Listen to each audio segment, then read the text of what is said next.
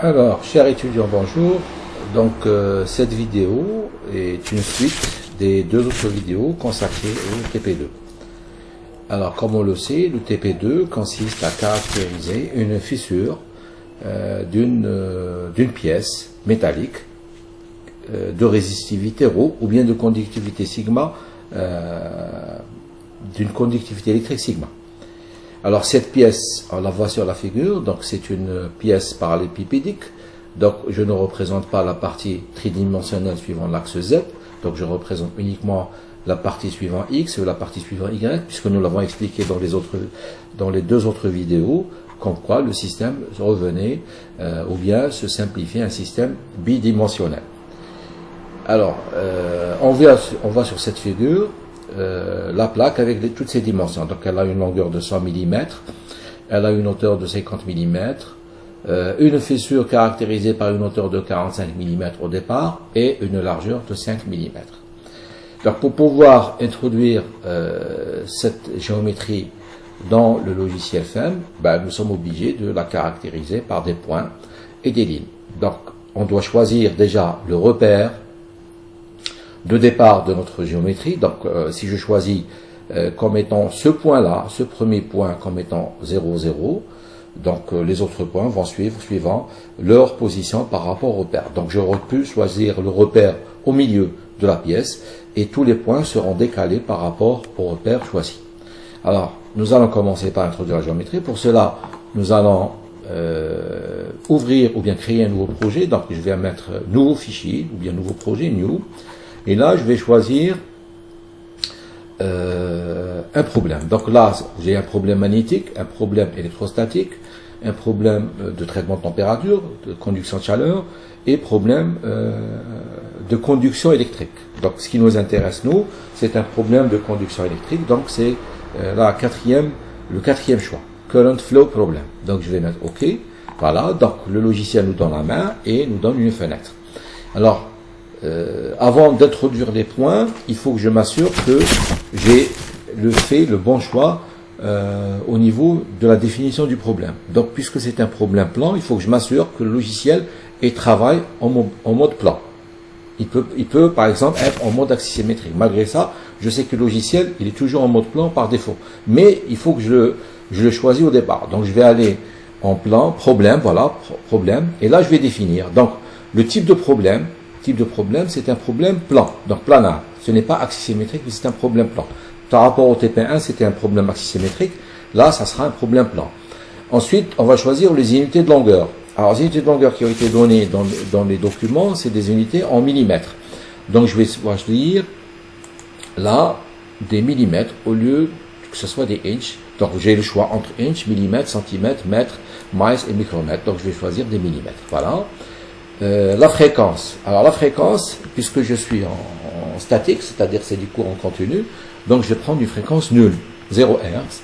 Et la profondeur du système, c'est-à-dire la dimension de cette pièce suivant l'axe Z, qui n'est pas représentée sur cette figure, donc elle est donnée dans votre document, elle est égale à 40 mm.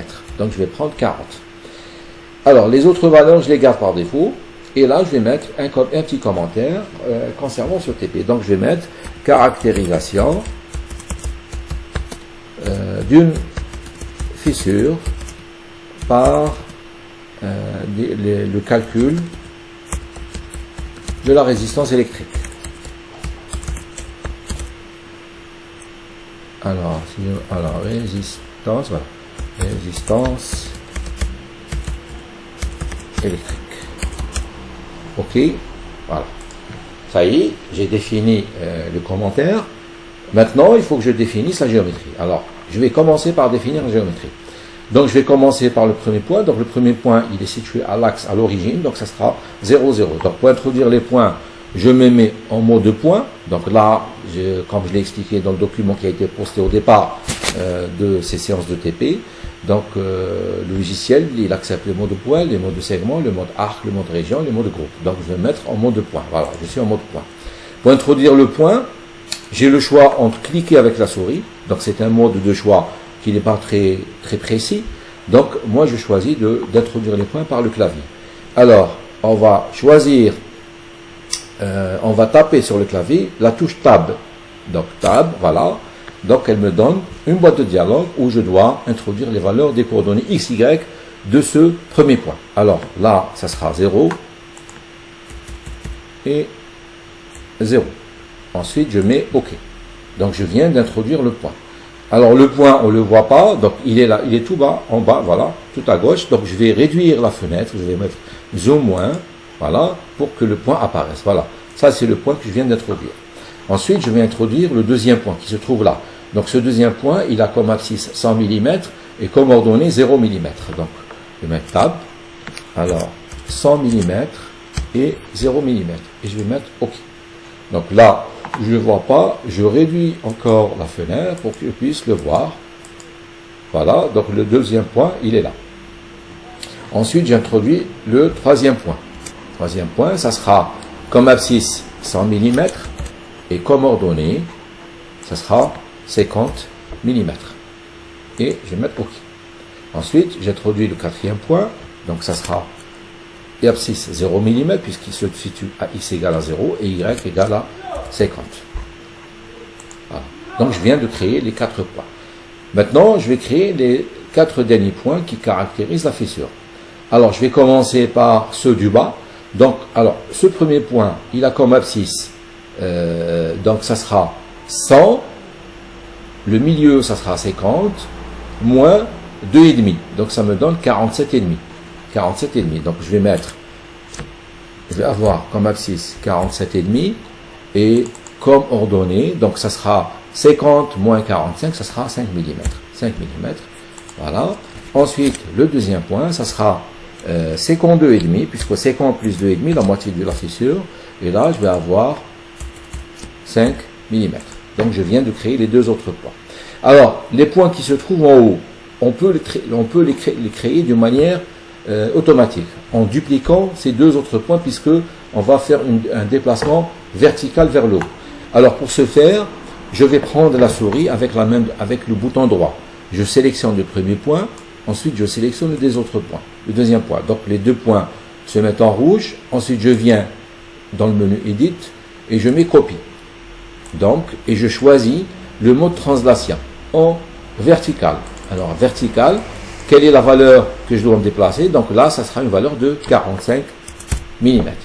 Et je vais mettre OK. Donc il va me créer les deux points qui se trouvent tout en haut du dispositif.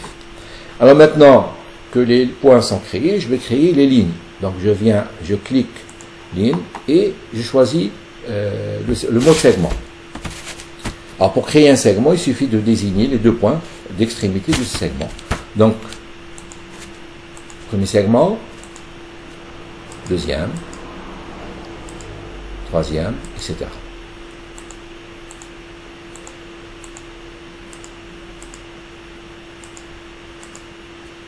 Voilà. Donc je viens de créer tous les segments de ce dispositif.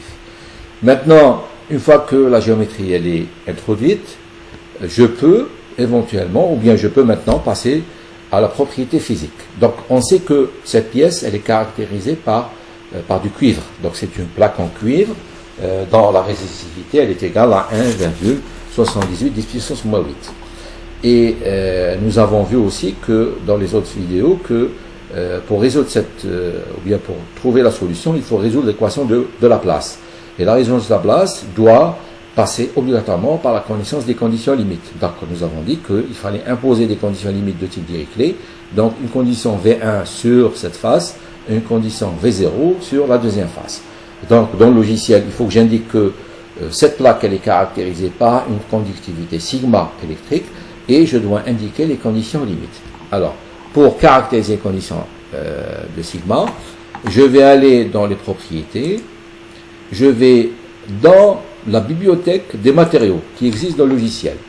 Alors, regardez, j'ai le cuivre et l'aluminium. Alors, je vais mettre copper, je vais prendre et je le mets dans comme matériau, comme nouveau matériau. Alors, comment j'ai fait? Donc, je vais revenir, voilà.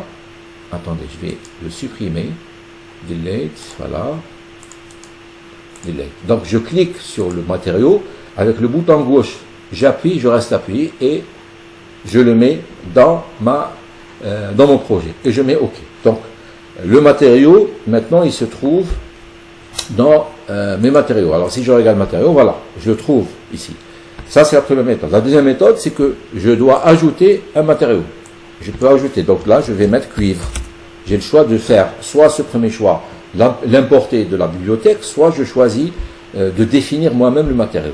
Alors, mon matériau, il est caractérisé par une résistivité de 1,78 10 puissance moins 8.